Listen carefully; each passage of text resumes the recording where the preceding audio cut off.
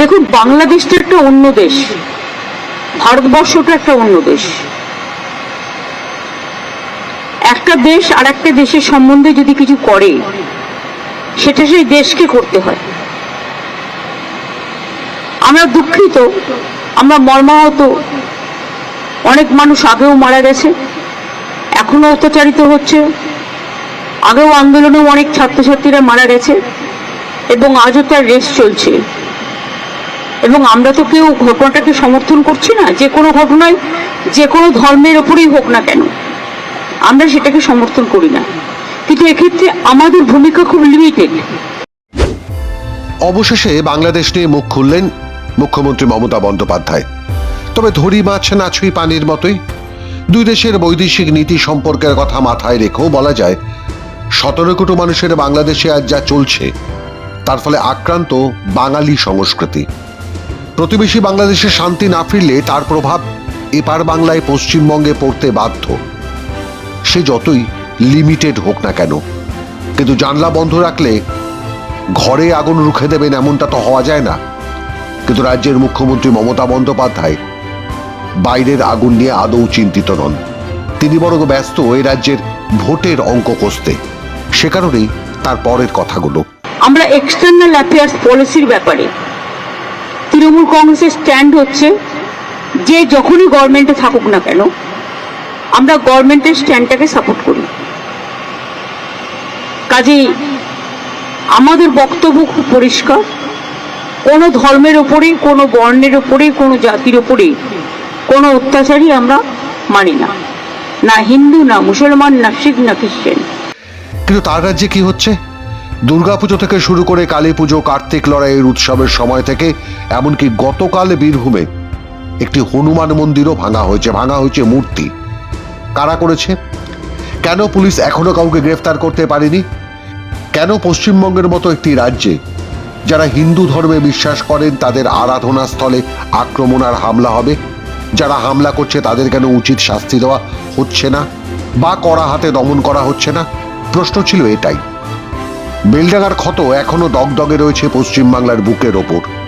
যারা করছে তারা প্রশাসনের মদত পাচ্ছেন বলেই করছে। যারা প্ররোচনা দিচ্ছেন তারাও নির্ভয় সোশ্যাল মিডিয়ায় পোস্ট করে হুমকি দিচ্ছেন। তারপরেও এখনো কেন গ্রেফতার করা হয়নি তাদের? কেন তাদের বিরুদ্ধে শুরু করা হয়নি মামলা? নাকি আক্রমণকারী এবং প্ররোচনাকারীদের এখন খুঁজে পাচ্ছেন না এসটিএফ এর শীর্ষে বসে থাকা মমতা বন্দ্যোপাধ্যায়ের পিআরের অফিসাররা? আসলে মমতা বন্দ্যোপাধ্যায় এখন ভোটের অঙ্ক গুনছেন। পাছে বাংলাদেশের হিন্দুদের ওপর রাষ্ট্রীয় সন্ত্রাসের নিন্দা করতে গেলে 1,40,00,000 বাংলাদেশি হিন্দুদের পক্ষে দাঁড়ালে যদি পশ্চিমবঙ্গের 2,46,00,000 মুসলমানের বিরাগ ভাজন হতে হয়, সে কারণেই কি মমতা বন্দ্যোপাধ্যায় একবারের জন্য বাংলাদেশের হিন্দুদের নাম উচ্চারণ করলেন না? বারবার বলে গেলেন যে কোনো ধর্মের যে কোনো মানুষ। আর নেত্রীর এই ইঙ্গিত বুঝেই রাজ্যে হিন্দুদের আরাধনা স্থলের নিরাপত্তা এবং পশ্চিমবঙ্গের বিপন্ন হিন্দুদের পক্ষে একটি প্রস্তাব পেশ করা হয়েছিল রাজ্য বিধানসভায়। আর রাজ্য বিধানসভার স্পিকার জানিয়ে দিয়েছেন এ নিয়ে নাকি বিধানসভায় আলোচনাই করা যাবে না। আমাদের বক্তব্যে কোথাও কোনো রকম অন্য ধর্ম, অন্য সম্প্রদায়, রাজনৈতিক দল কাউকে আক্রমণের কোনো বক্তব্য ছিল না। আমাদের যে প্রস্তাব ছিল সেটাতে পড়ে দিচ্ছি আপনাদের। এই প্রস্তাবটুকুও পাঠ করতে দেননি। এখানে হিন্দু বিরোধী সরকার চলছে এবং দুর্ভাগ্যজনক হলেও সত্যি যে হিন্দুদের একটা বড় অংশ বিজেপিকে ভোট দিলেও এখনও একটা ভালো সংখ্যক অংশ তারা তৃণমূল কংগ্রেসকে সমর্থন করে। আমি সেই তৃণমূল কংগ্রেসকে ভোট দেওয়া হিন্দুদের কাছে প্রশ্ন করতে চাই যে কাদের আপনারা পাঠিয়েছেন?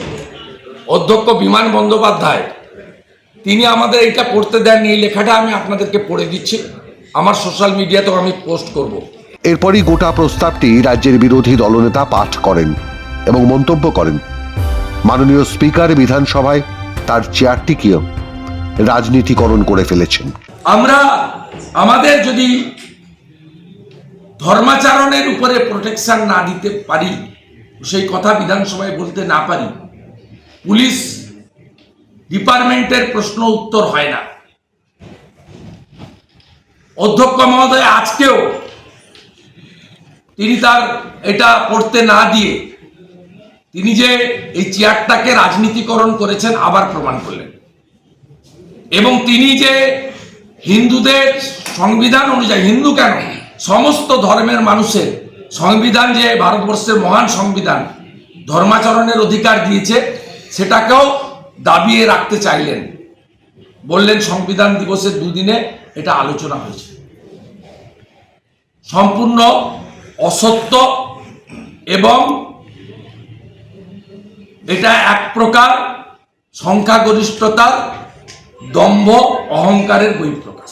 পুলিশের নিষ্ক্রিয়তা নিয়ে আলোচনার সুযোগ নেই রাজ্য বিধানসভায়, মানুষের বিপন্নতা জানানোর সুযোগ নেই বিধানসভায়। তাহলে কি রাজ্য বিধানসভা শুধু মুখ্যমন্ত্রীর ভজনার জন্য সেশন ডাকবে? প্রশ্ন তুলেছেন বিরোধী বিধায়করা।